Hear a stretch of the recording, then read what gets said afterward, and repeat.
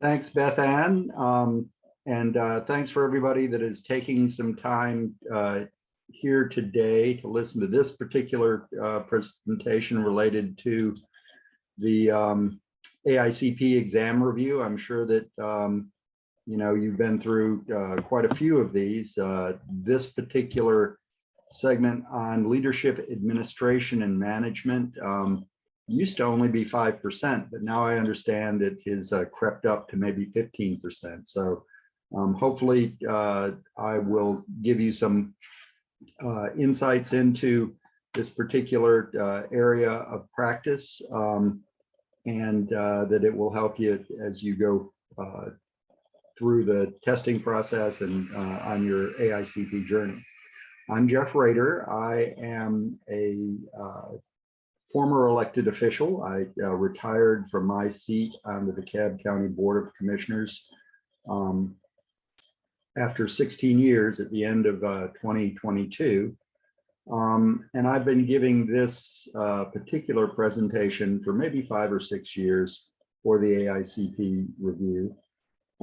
I've had experience not only in elected office, but also in running some planning type organizations, policy organizations within the region. I was the executive for a senior vice president of the board at the Metro Atlanta Chamber, working on transportation policy, also with the Regional Business Coalition and the Greater Atlanta Home Builders Association, working all in those areas of primarily policy development, but also administration and management. And have also worked in the public sector. I was a staff planner in Cobb County as well as Fayette County, and then was the first planning director of the Georgia Regional Transportation Authority, GRETA. Also working a little in the governor's office and in the private consulting area at one point in my career while I was on the Board of Commissioners. So I've had a varied career, and hopefully this will give you a little bit of insight on some of the areas that I found to be useful observations based upon that experience.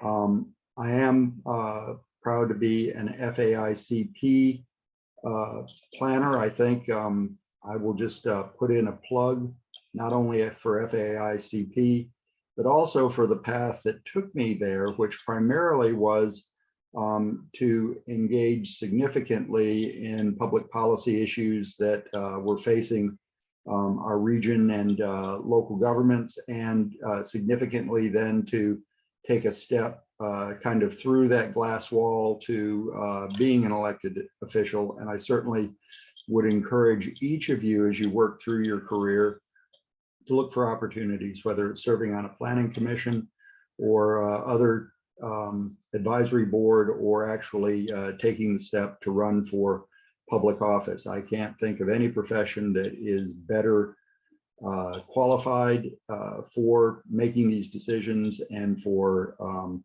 contributing to the public welfare than a trained city planner and an AICP planner. So please do, if your career permits it, follow that path. I think that you'd find it gratifying. I think you'd be among the best prepared to do that type of work. So now,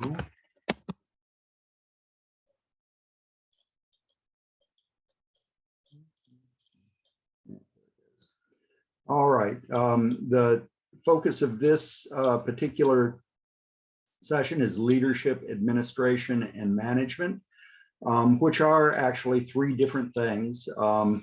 And you can be a manager and an administrator in a subordinate role, but success in administration and management will certainly take you a long way on your journey towards leadership. Leadership, here are some useful operational terms. I won't necessarily read them. But leadership is not simply a direct type of a quality that is intrinsic to somebody. It really depends upon your relationship with other folks. Whether it is managing your external relationships through your role in the planning organization.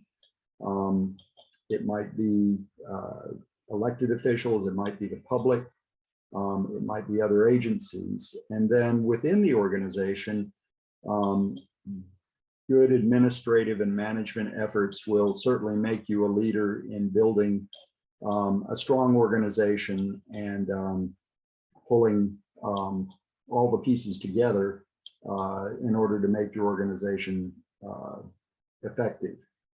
Technology is a major element and tool of leadership and administration, but it really takes, I think, a great deal of skill to use that tool effectively, to be able to demonstrate the tangible value of technology tools. And we'll talk a little bit about technology as a tool and as a means of being able to extend your capacity as far as you can.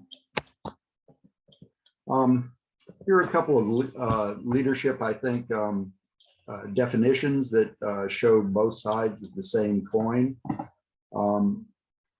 Doing things right is management, or doing the right things is leadership. And certainly, I think that you will have the opportunity to make many decisions that will demonstrate your leadership skills by dint of the things that you choose to prioritize.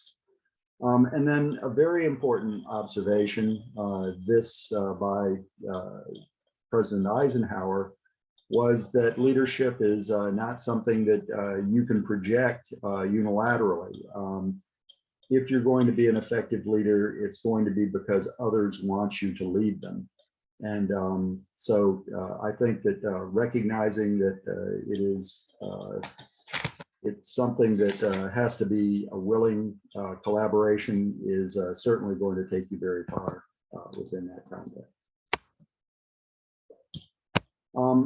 In public administration, it is important, I think, for leaders to recognize that there are very real and specific expectations and constraints in your role as a leader, and exercising the authority of an appointed official, which is derived from the concept of representative government and representative governance. It's important to realize that as a staff member, as a bureaucrat, even as a department head or someone senior within the management of an organization, nevertheless, that exercise of authority is something that is a power that is granted by those who are governed and by those who govern on behalf of the electorate.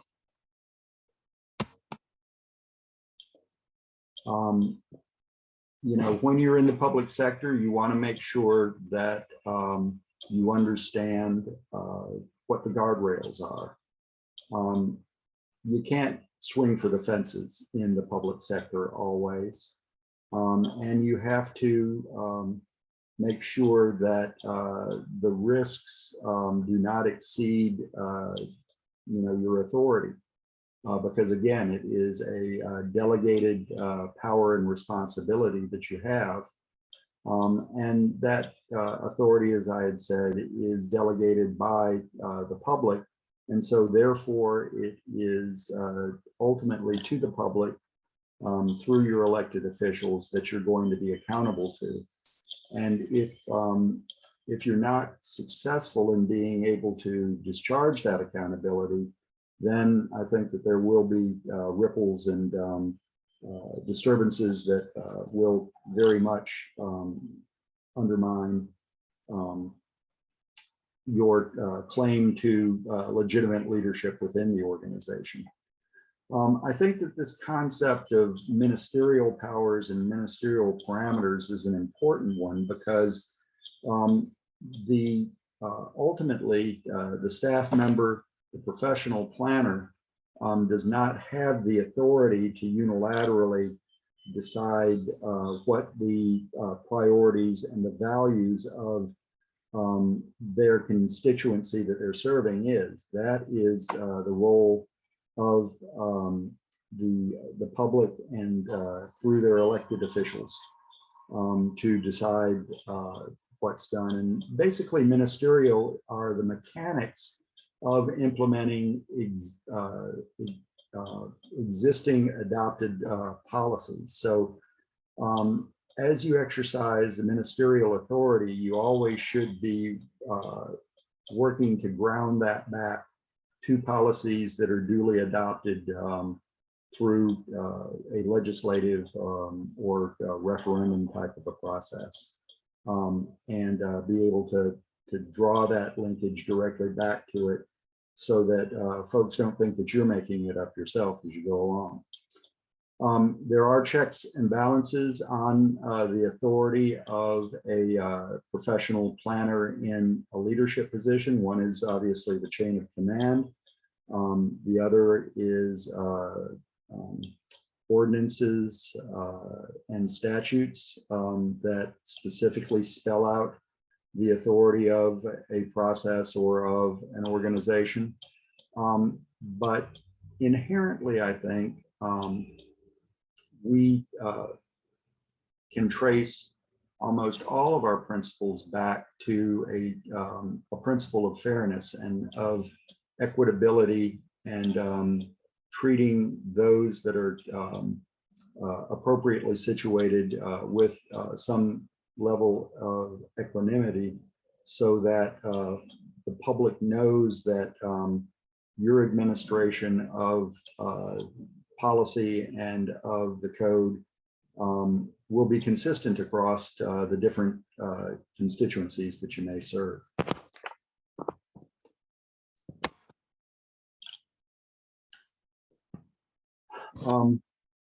I find, as in many organizations, a mission statement helps to clarify what ends up being a useful,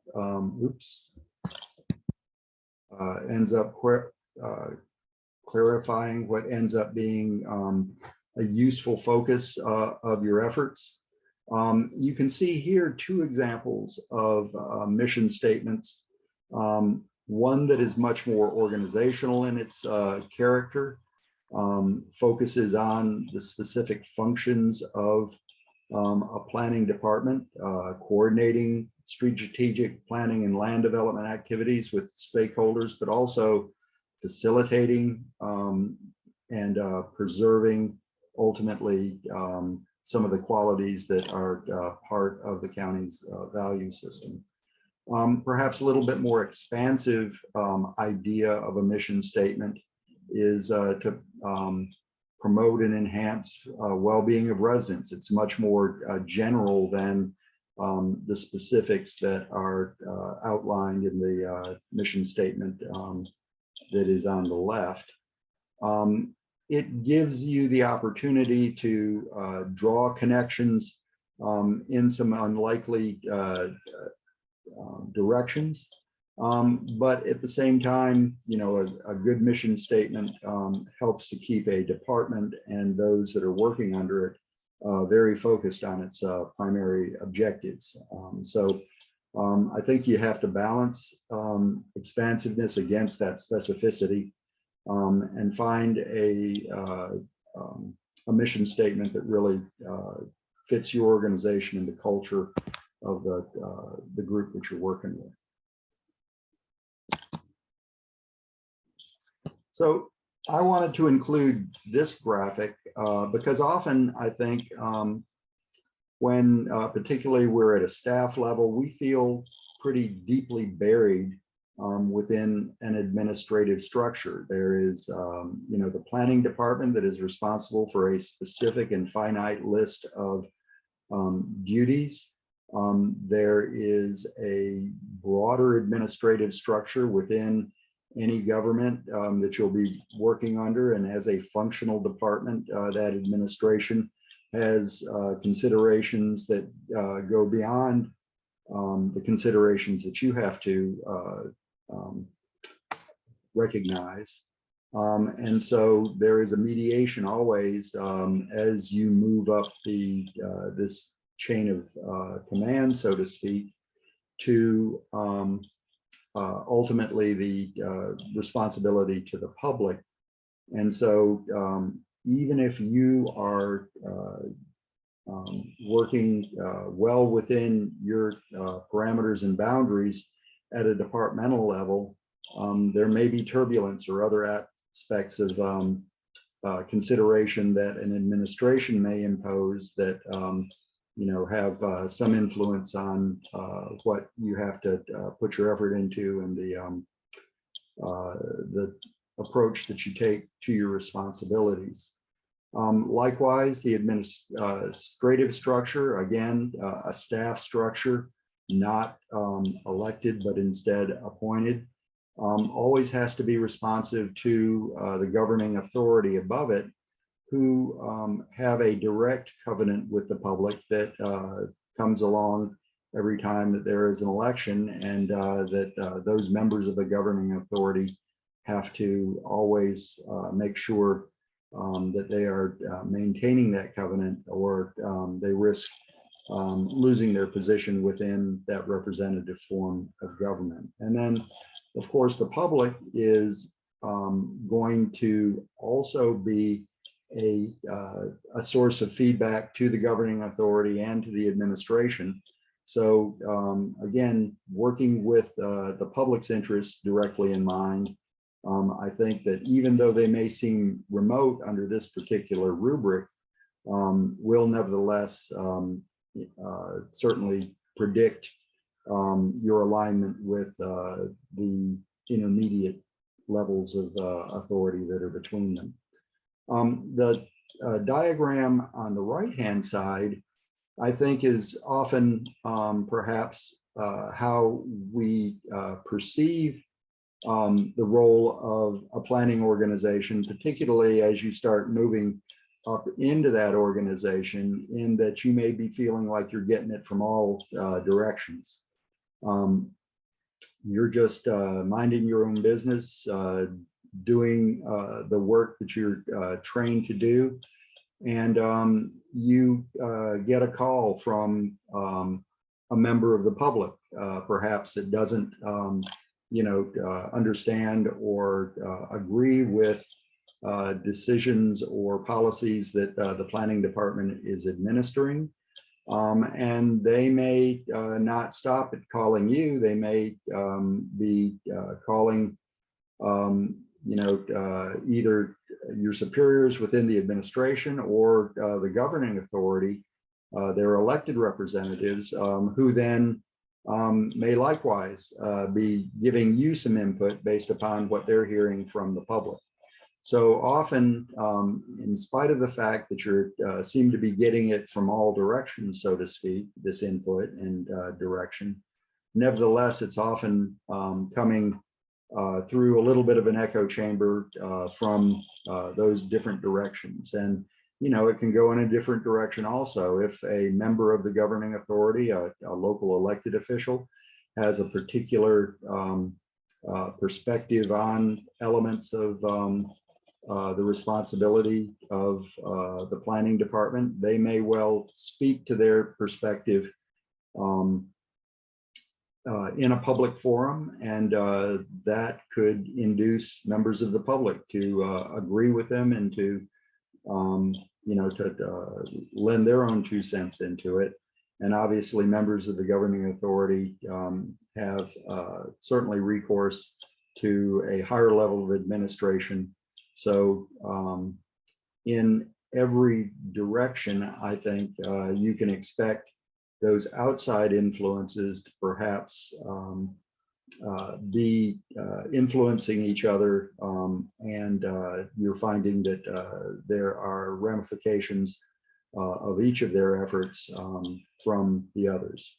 So just bear in mind that even if you feel as though you're at a relatively low level within the organization, there nevertheless are cross currents that ultimately are going to affect how you best do your job.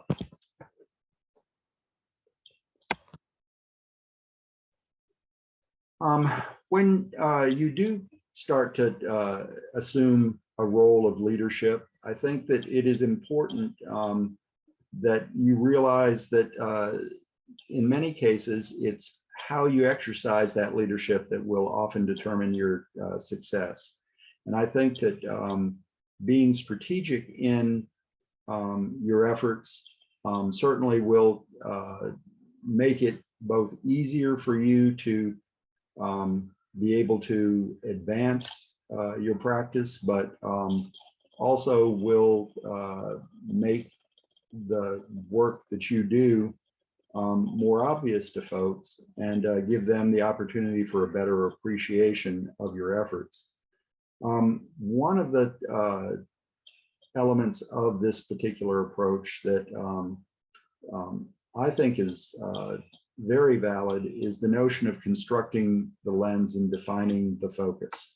And by that, I mean, often the work that you do is not something that is top of mind within all stakeholders, view of the organization that you may serve.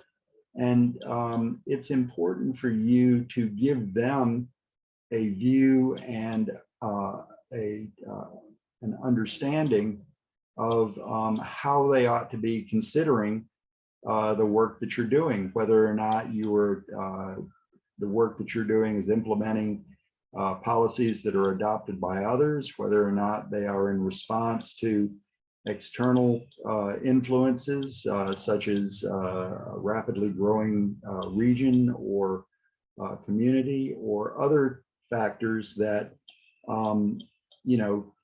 are the influencers that go beyond their own perspective, and by giving them a more informed viewpoint, they start to appreciate the interests that you have to balance.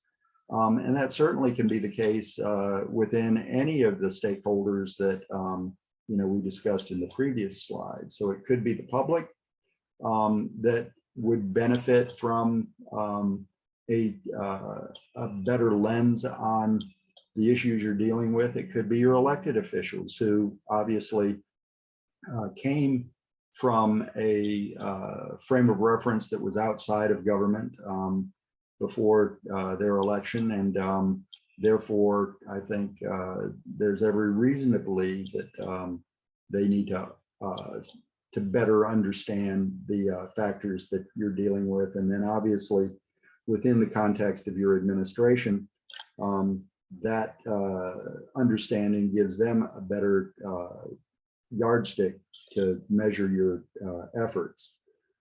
So if you can be successful in establishing the standards by which your work is evaluated, then I think that it gives you the opportunity to gain appreciation for the balancing tests that often are the substance of the planning process.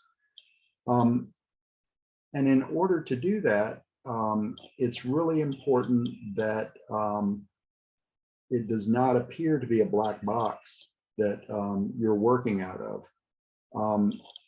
I think that often there is some refuge in saying, well, this is just how we do it.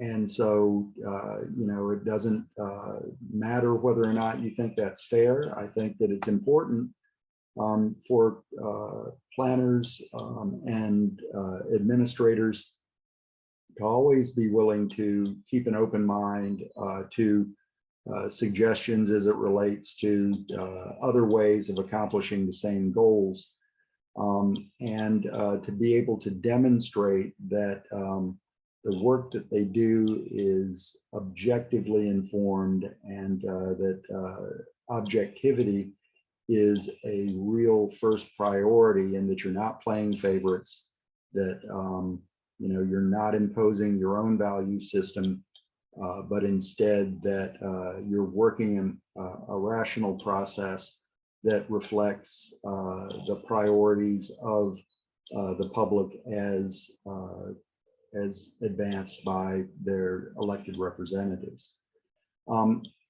To be able to do that successfully, showing your work is really important. It is, if you are tasked with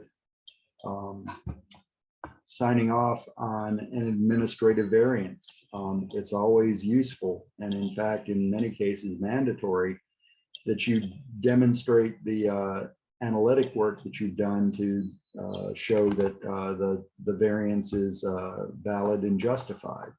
It really can't be because I say so, or because in my judgment, this is the thing that ought to be done, but instead, by being able to say, because you meet these three criteria, and the consideration that you have applied for is within these limitations, it is therefore my responsibility to administratively award the consideration that you seek. It's also important to let the other actors in the process play their roles.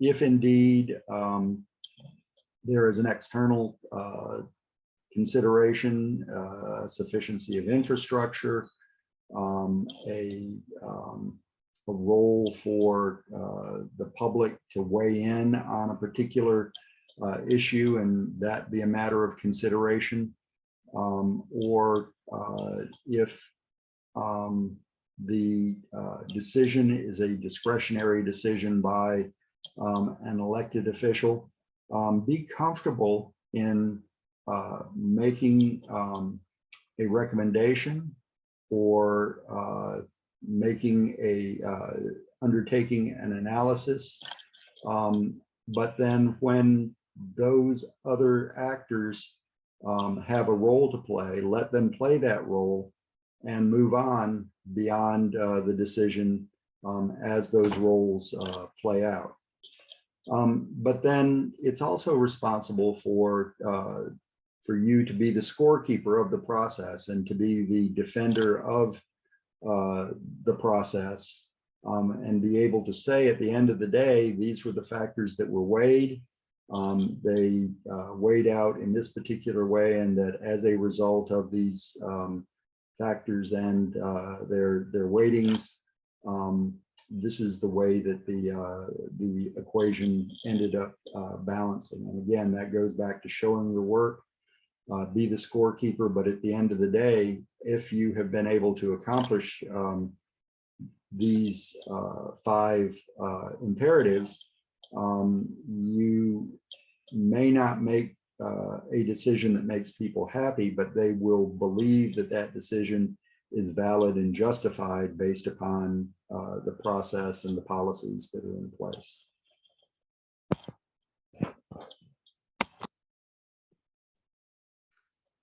External relationships are critical to the practice of planning, and particularly if you're in current planning, you're constantly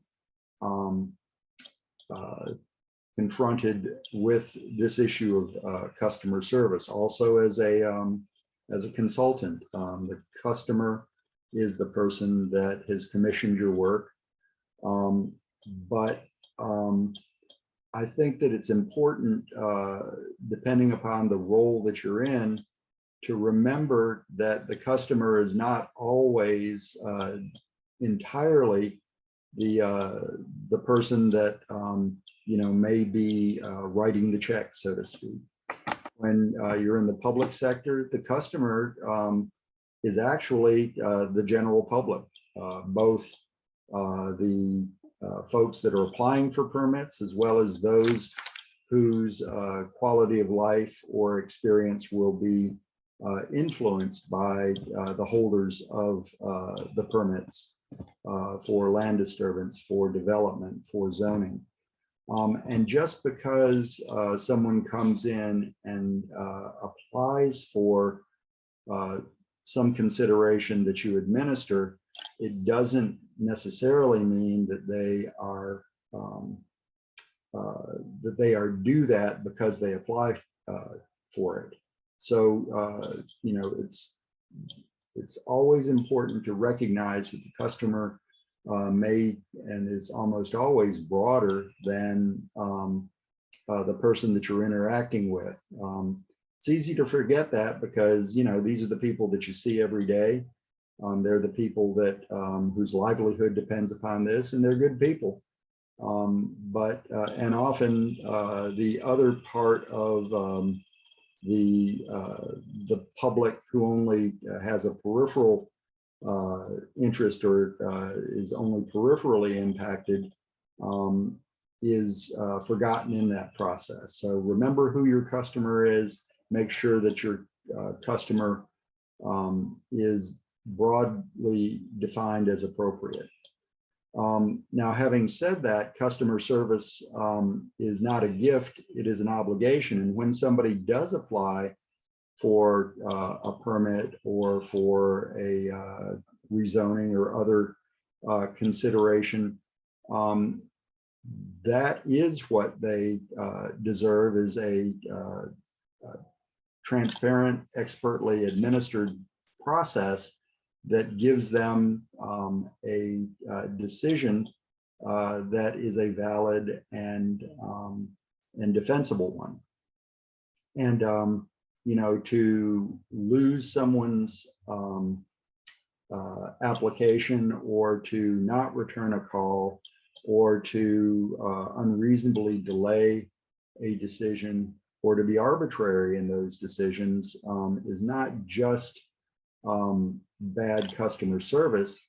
It undermines the integrity and the authority of the entire organization that you're working with. In order to be able to project the ultimate decision, you need to be able to deliver or deny a consideration with integrity and authority. You need to be able to say, well, it didn't turn out that I could grant this, or I have granted, this based upon the analysis we've done, but it's not because of our relationship. It's because that it is due you by right.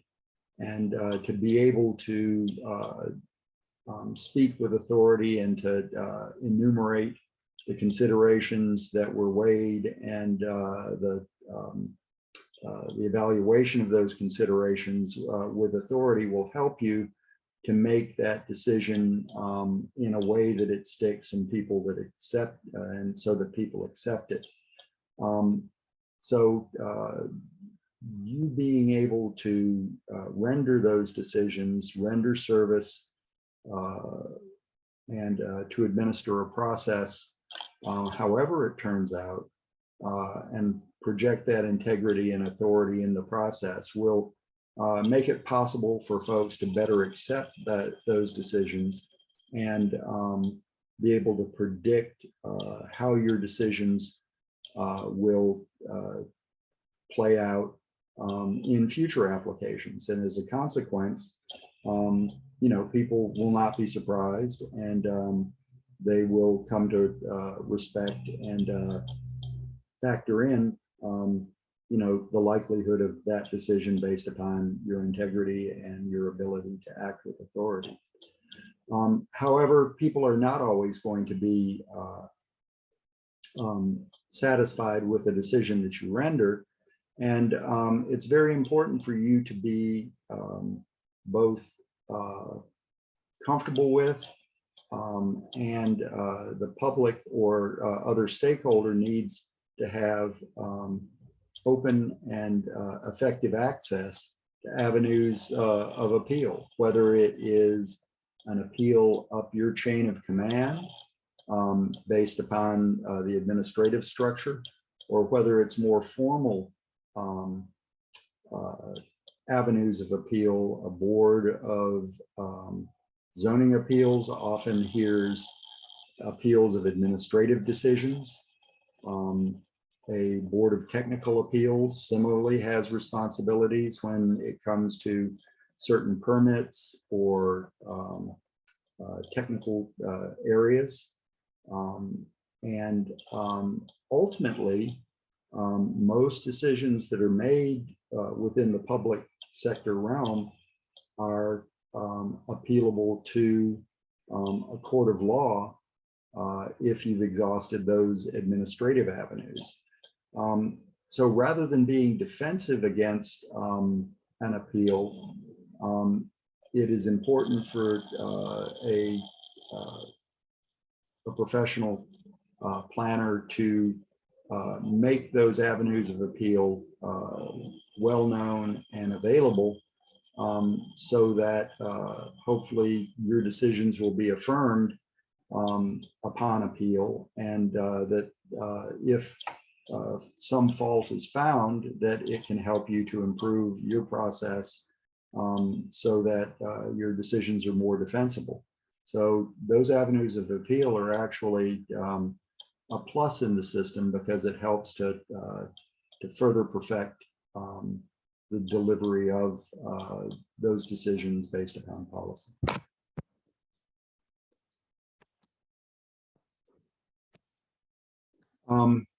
There are also external relationships that are not sort of customer relationships.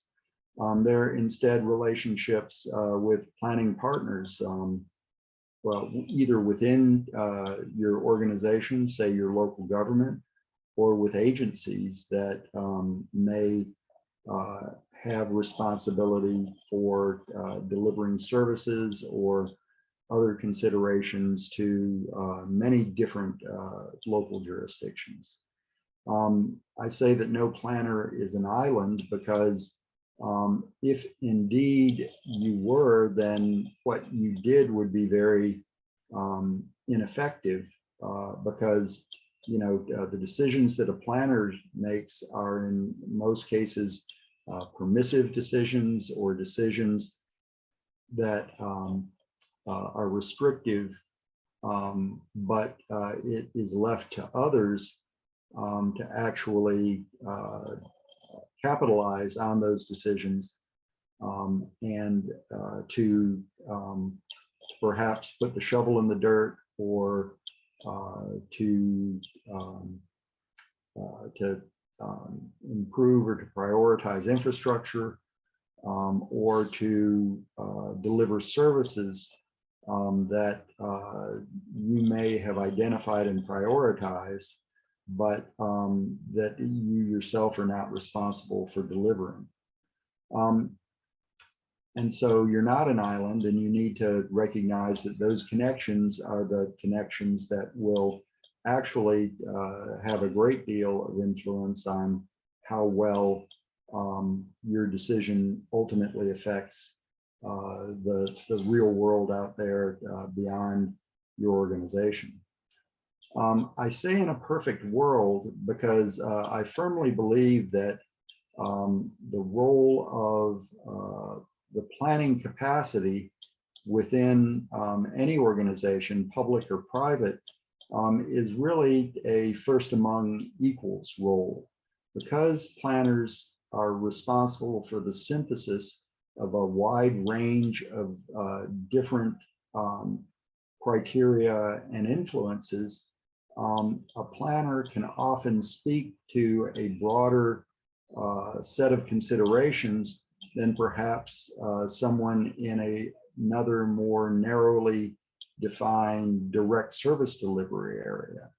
You know, it's well known that there is a environmental influence on things like social dysfunction and crime. If you are a planner and you can synthesize data and practices that bear on that particular issue, you may well have a great deal to offer someone that is in law enforcement who is simply responding to a situation that at the point at which they enter into it has already been broken. You know, the police don't frequently respond to peace and calmness. They respond to danger and to infractions. So something's broken if the police show up. And it can be a very important contribution that the planner makes to identify areas where other external factors are creating an environment that you know, leads to the proliferation of the brokenness and the crime that law enforcement may have to respond to. That's the case in a lot of other areas. I can think, for instance, in one jurisdiction I worked in, the director of the water department was a huge expansionist because the more customers that he had and the bigger the system was, the more it was, the more that system could, you know, support his professional growth and his ability to add employees, to command a higher salary, and to, you know, be successful in his field. But what we also knew is that once you extend water into a particular area of the community that it was not located in the past, then you're setting the stage for a type of development that may not be within the vision of the community as a whole. And if you're trying to preserve an area as a rural reserve, because it has lower service demand, because of the environmental or aesthetic considerations of the community, it can be very detrimental to see the infrastructure provided that would support subdivision and higher population densities and more development in a particular area. So the advice of the planner to policymakers to consider these collateral impacts of the priorities of another department may well be one of the best observations that you can make to your policy leadership. There's also a huge benefit to successful collaboration when all the members of the team are working together, when they respect each other's expertise and are receptive to input of other experts, then that successful collaboration can give your governing authority, your other policymakers, a great advantage over an organization where perhaps there is some infighting or some competition within the different areas. And it will make everybody look good. But just I guess my predisposition is to think that a well-run machine often makes the planners look the best because they're the ones that are responsible for synthesizing these diverse influences. Ultimately, there is a role that you have to decide as to whether or not you're going to play hardball where something is, somebody's taking a decision, somebody's stepping out, and you know that there are consequences of what they're going to do, and perhaps there are unintended consequences, but they're going to be adverse consequences. At that point, that is a decision that a planning leader needs to take in terms of whether or not you're going to sort of put the skunk on the table and say, well, if we do this, then this is what I predict is going to happen. And rather than, just letting it go along and then perhaps, saying, well, that's what I thought was going to happen, but I didn't raise my hand. I didn't say anything about it. And so, whereas, it may feel as though it strains collaboration by being able to identify those consequences. Nevertheless, sometimes it's necessary and it's essential, and in the longer term, perhaps it is the way to go when the stakes are high enough.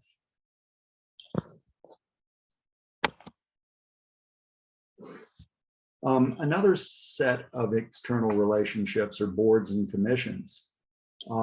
Whether it is your governing authority that makes the final decisions, or whether it's a planning commission, a board of appeals, a citizen board, or others, in every case, investing in improving the capacity, improving the decision-making skills of your boards will pay dividends in the long run.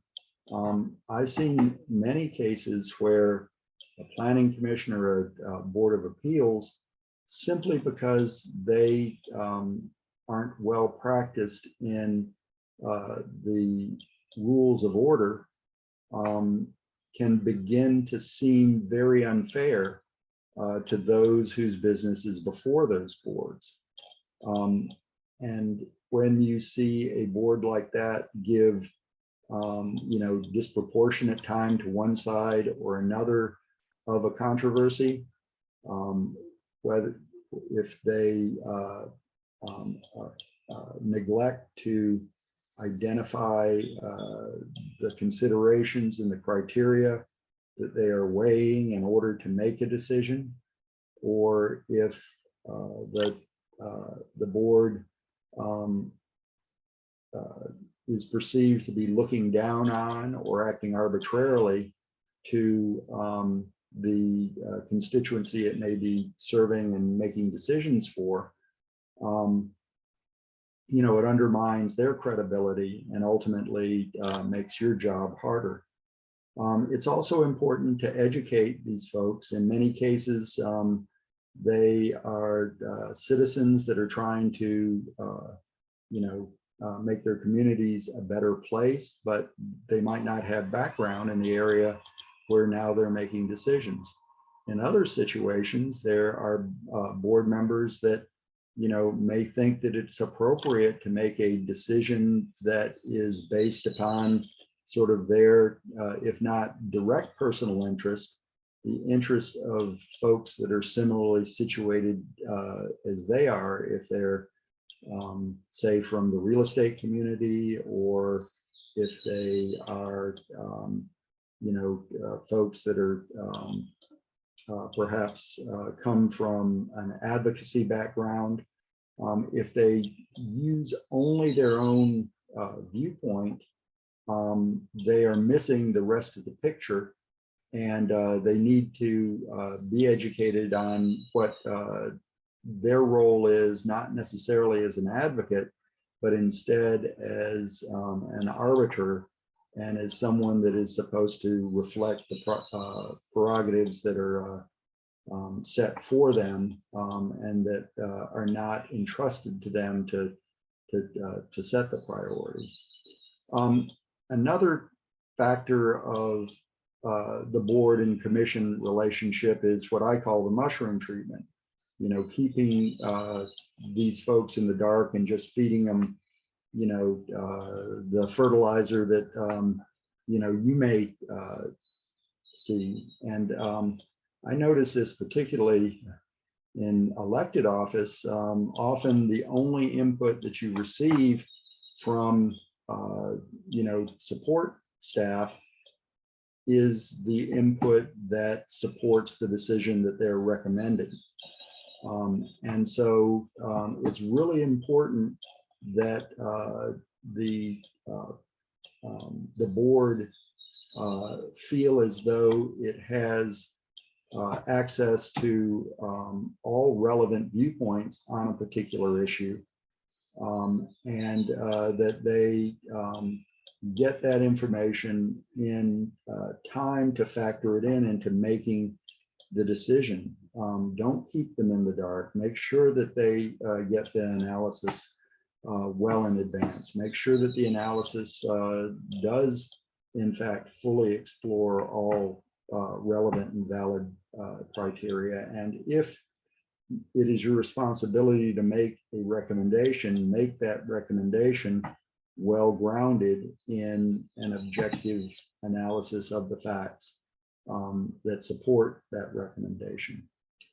And I really think that good boards then can make great recommendations to those that appoint them.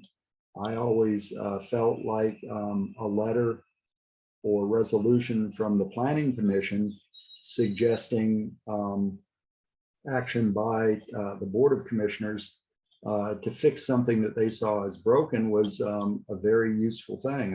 Once we got a letter from the Zoning Board of Appeals saying, month after month, case after case, we get variance requests for these 6 or 7 different things. And 9 times out of 10, the recommendation is to approve that variance. And if that's the case, and if that is the intended outcome, then the Board of Commissioners should consider changing the code so that it doesn't, so that that outcome is delivered by right, rather than having to go to a board to hear a case, to weigh that case, and then to make a decision, because we're always making the same decision on the same issues. So when you get that feedback from a board, or whether you're in a policy position like I was on the Board of Commissioners, or when the board that you may be supporting gives you that input as a staff member, think about that as good feedback and something that you want to carefully consider and respond to so that they can do their job better.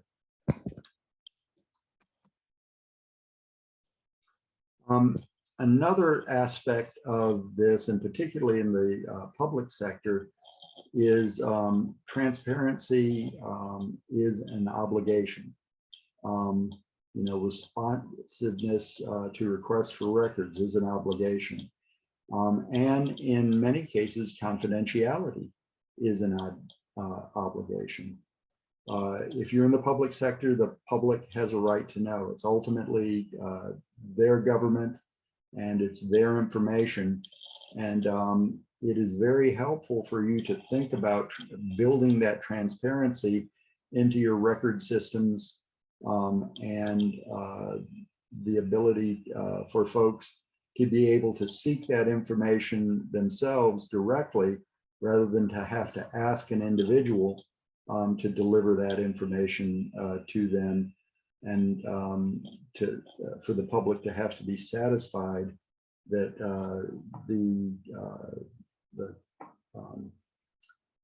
that the functionary that they're talking to is fully disclosing all of that information. If they can go to a database or a posting of records themselves, that often is much more satisfactory for them, and it frankly cuts out the middleman in the process of delivering that information.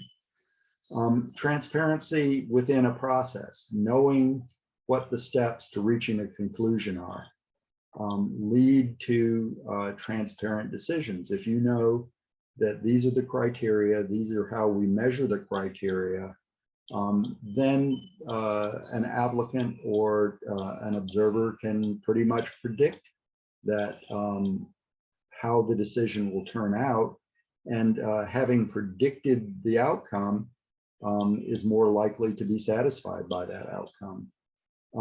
But then again, folks always knowing what their recourse is, whether it is to change the parameters of their proposal or their petition, or whether it is that the decision that they're confronted with is not the final decision, but instead that you know, they have recourse to taking it to another venue.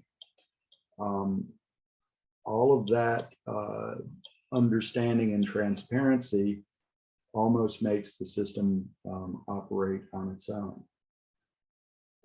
Some things really are private, you know, personal information, proprietary information, those data are important for you to preserve that integrity of that information, because it is expected and it is protected.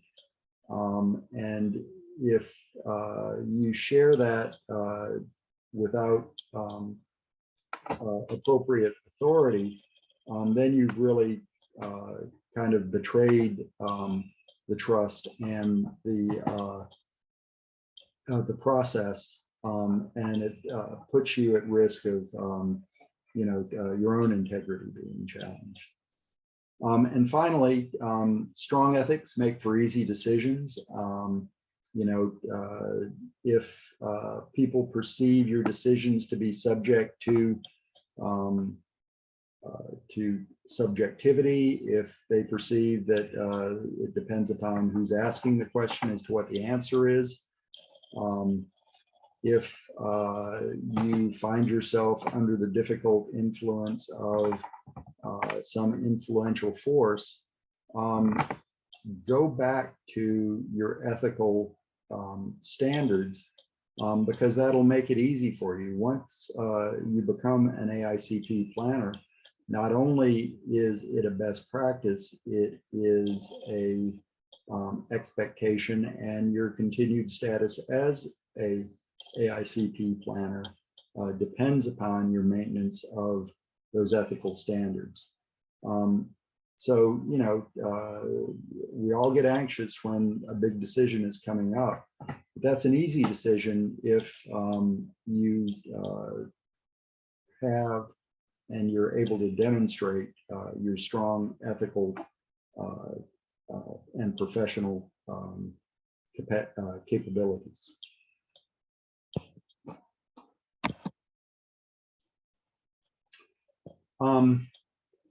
You know, sometimes there is a give and take, and you know, sometimes you have to think tactically within an organization.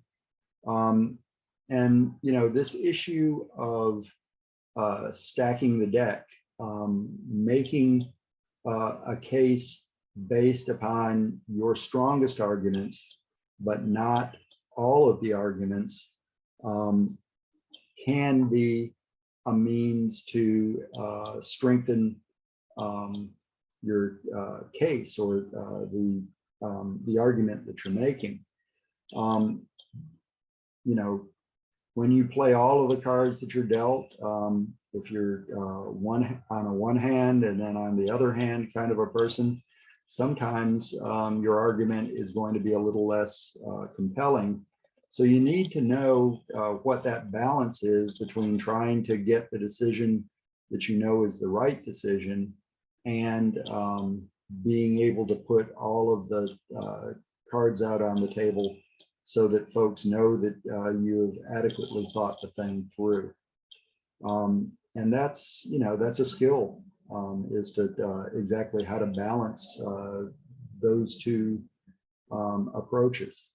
Another consideration that you need to take when it comes to organizational management is, do you want your organization or your department to have a iron in every fire? Do you want to be in charge of not only the policy decisions, but also the enforcement of those decisions? Do we want to have business licenses also under the planning department, extending that or administrative structure through another large area of effort and importance within the organization? Or does it better serve your organization, the decision-making process, that that you work as a consolidator and as the nerve center instead of the implementer of all of these different areas of practice? And I think that there's not necessarily a right answer to either of these questions, but you need to understand that there is a balance, and that within that balance there is a fulcrum, and the fulcrum depends upon what the weighting that you're giving to the forces on either side of it. So as you start looking at the big picture, consider where the fulcrum should appropriately lie and what the forces are on each side of it before you necessarily take a set position on a strategy as it relates to organizational management.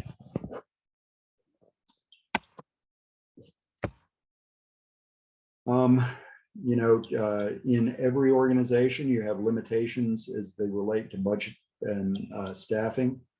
My experience is that it's important to prioritize capacity over head count, because if you have a lot of folks that don't have a lot of capability, either that your staff is uniformly young and inexperienced, or that you rely upon perhaps technicians as opposed to folks with a higher level of education or experience, that you won't often have really the horsepower that it takes to deal with the full range of issues. And I found that other things being equal, it is better to have very well qualified folks that have the ability to do different things over a large number of folks that are narrowly specialized and perhaps don't have a full appreciation of the entire scope of the organization that they're working with. Each of those, when you're staffing an organization, each of them is going to have an overhead that is essentially the same in terms of health care, taxes, other aspects of their the cost of employment. And so if you have people that are broadly capable, often the burden, so to speak, the administrative burden will be less on your organization than it will if there are a lot of folks, but they have limited capabilities. It's important to build human capital. You can't keep people forever, and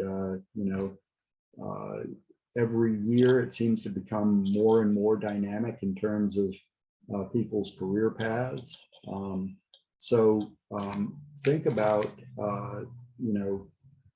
what you can do first to make sure that people are constantly moving up the scale of expertise so that they can step into a position that may be vacated at some point in the future, and also realize that by investing and building that human capital, you're also giving people a reason to stay within your organization because they're feeling like um, they can see their career flourishing within that organization, that you value building their capabilities, and that there's a great future for them within your organization, and maybe they won't move on because of their satisfaction with the work that they're doing. If you find that there is a particular activity that you undertake every day, and that it is a constant flow, and that it is a important process that needs to be done well, you need to develop that capacity internally. And you need to invest in sufficient staff and perfect those processes so that the internal staff can deliver on those day in and day out bread and butter type tasks that your organization accomplishes. And whether it's plan review or current planning or some area like that, you really can perfect those processes, and you can make them much more satisfactory to those who interact.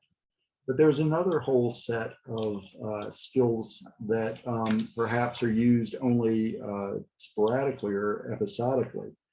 Updating the comprehensive plan on a 5-year basis. Going out and evaluating software or other management systems. A new zoning code that perhaps a form-based code or other mechanisms that you haven't used before. That is a real opportunity to consider outsourcing the implementation of a new area of expertise. And the reason that I say that that is an opportunity to consider that is because to be successful in a field of that specialized expertise requires its practitioners to be able to work with many different agencies so that they're constantly being exposed to the cutting edge of this area of practice, and that they are iteratively improving that practice and understanding it better by dealing with a variety of different clients or organizations that they're working with. And you can't really gain that expertise on something that is done infrequently or episodically within an organization that is not constantly doing that work. So in some in many areas, it's very valid and useful to outsource that capability, the capacity to be at the cutting edge and to benefit from working with other players. So consider that, whether you develop the expertise internally for things that you want to get perfect at within your organization, or whether you want to outsource in order to get the experience of someone that's done this in a lot of different situations. There is also, different approaches to budgeting. Many organizations say, well, what did it cost us to do this last year? Do we expect, our output to have to increase or decrease in the next year? And then how is the cost structure changed to deliver those outputs? And so you're working off of the last year's budget, adjusting it incrementally, but basically saying that we're going to do next year what we did last year, but we may be doing a little bit more of it or a little bit less. And we know that the cost of insurance is going up or some other factor. So we're going to basically use that previous year's budget as the basis and then incrementally adjust that.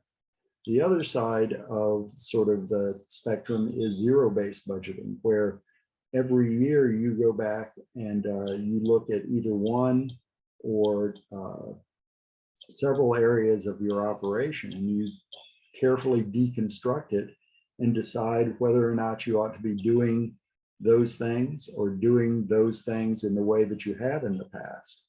And that zero-based budgeting can give you the opportunity potentially to innovate in a significant way in order to be able to try something new, to be able to do the work in a way that is much more effective, because you've really taken it back to ground zero and decided whether or not that's the way that you wanted to do it.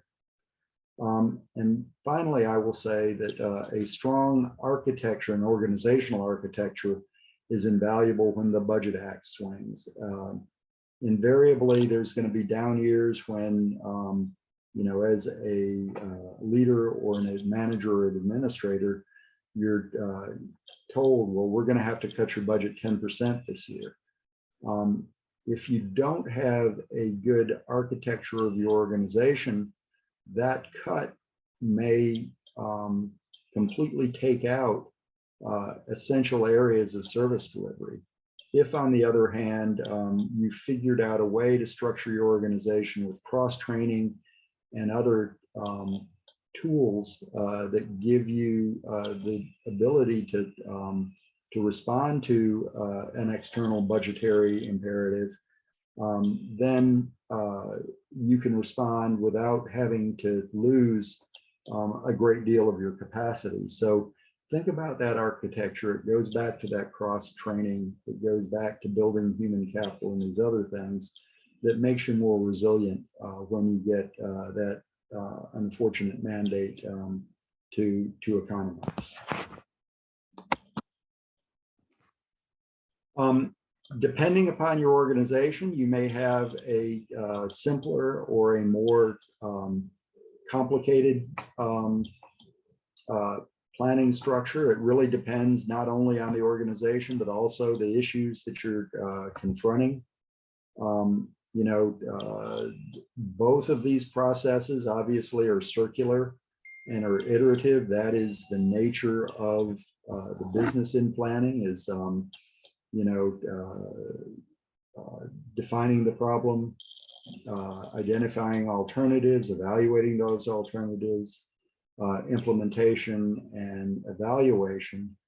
But, you know, with this strategic planning model, there are a few nuances. And the main reason that I show this particular slide is just to recognize that there's no one right way to do everything in every case, and that you need to go back sort of to your basic skill sets when it comes to thinking about a way to approach a particular issue and consider doing it in a different way based upon those circumstances. So, you know, if it's a complex function that perhaps is a little less directly tangible, maybe that strategic planning model is a better one.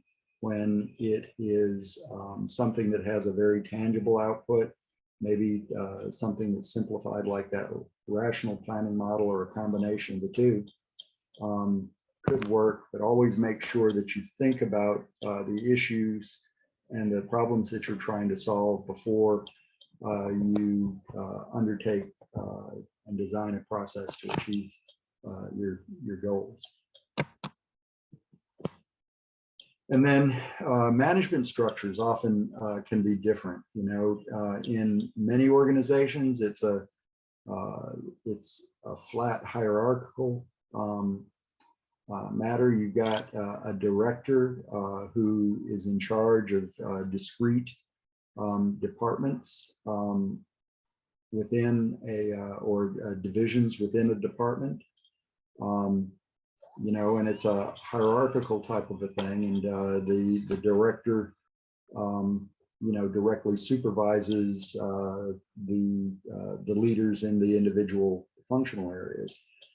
On the other hand, in some cases, it's much more of a team type of a process, and the directorate and the administrator may not have the expertise or may not have the responsibility or authority to manage some of the areas that perhaps have their own resource streams attached to them. You know, housing is a good example of one, or community development, where those operations typically manage federal community development block grant funds.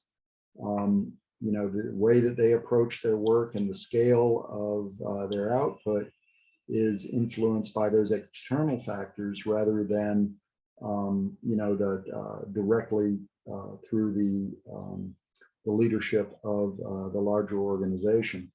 Likewise, the work the Transportation Division may do is highly informed by the regional or the statewide planning process.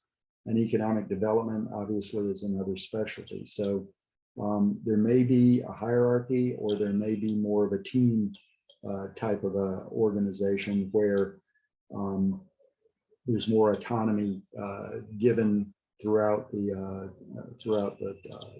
framework.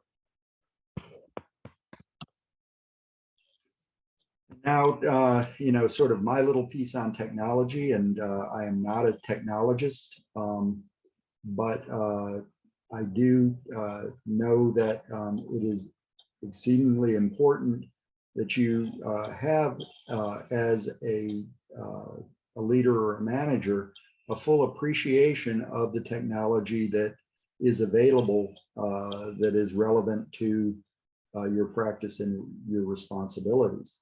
You know, there were a few years ago that GIS was something that perhaps was housed in the Public Works department, because the only folks that could justify the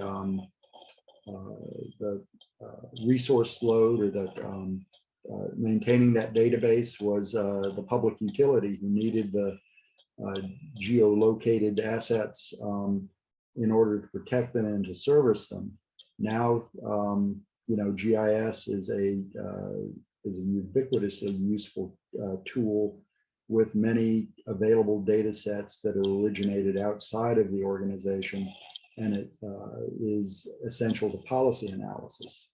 You know, other data sets are out there and can be used in creative ways, and within the context of new software packages or other mechanisms. And with the advent of cloud computing, there is almost no limit to the data that may be available to you.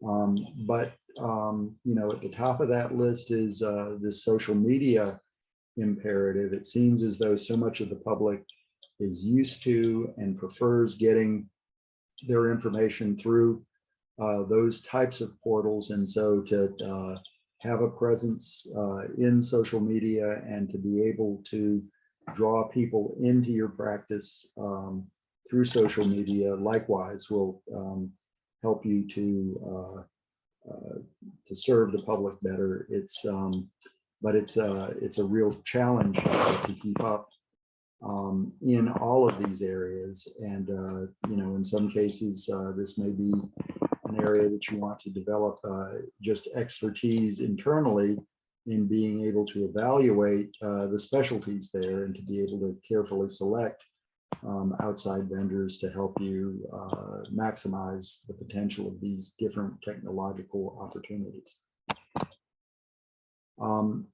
It is important when you use technology to be able to demonstrate to folks that have control over the resources that technology amplifies your capacity. And that's because technology is often expensive and it changes rapidly. You know, if you've got to be able to sell a decision maker on the expenditure that you're going to make on that technology, and convince them that there is value, and that it's value that they can see and feel. It is important when you do either technology is imposed upon you, such as the Oracle system for administration and accounting, or a permanent management system, or other mechanisms that that you have either adopted or have been selected for you. It is really important to adapt your processes to fully integrate that technology and to take the greatest advantage of that technology. I've seen in many cases where a particular office or shop will seek to preserve their existing processes and simply feed the technology what's necessary to get what they need to get out of the technology from it, rather than saying, well, how can we use this technology to make it easier for us to do our job, and how do we change how we do our job to take full advantage of the technology. So as soon as you see the introduction of new technology, it is reasonable to expect that you should see processes change as the result of that technology, because if your process doesn't change, then it's unlikely that the technology was a good investment. And if the technology cannot help to improve and to evolve your processes and your operations, then it may not have been an appropriate expenditure of resources to begin with. And then always be willing and capable of demonstrating the power and the efficiency of the tools that you do use, so that others know that not only was it a good investment, but that that investment helped you to be able to expand or to improve the practices that you had previously accomplished without that technology. So that is my deck. I hope that you got something out of it, but I'd be very interested to know if there are any questions, observations, or suggestions that I can reflect with you. I've been speaking kind of all to myself, to my computer, and I hope that perhaps I've been able to stimulate some thought for you. So please let me know. Thank you so much, Jeff. If anybody has any questions, please feel free to unmute yourself and ask those questions and take advantage of this time that we have. We do have about 5 minutes left in our session. And again, I'll just reiterate that we have been recording this session, so it will be up on the website in the next few days. And I will also ask for the PowerPoint presentation and have that included as well. So does anybody have any questions?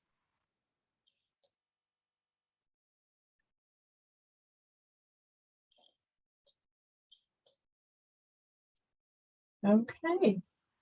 All right, then. Well, I really appreciate you bearing with me while I tried to walk you through that. In many cases, I'm sure that you've had a great deal of your own personal experience in these areas, and probably could teach me a thing or two. So I certainly appreciate your attention, and want to wish you great luck as you go through this process of achieving your AICP certification. And again, encourage you to take a direct role in making planning help other people make their lives better as you progress through your career. So thank you very much. Thank you so much for your time today, Jeff, and for all of you joining us. And we will, and wish you luck, everybody, good luck on your exam as well. Hope everybody has a great day. Thank you. Thanks.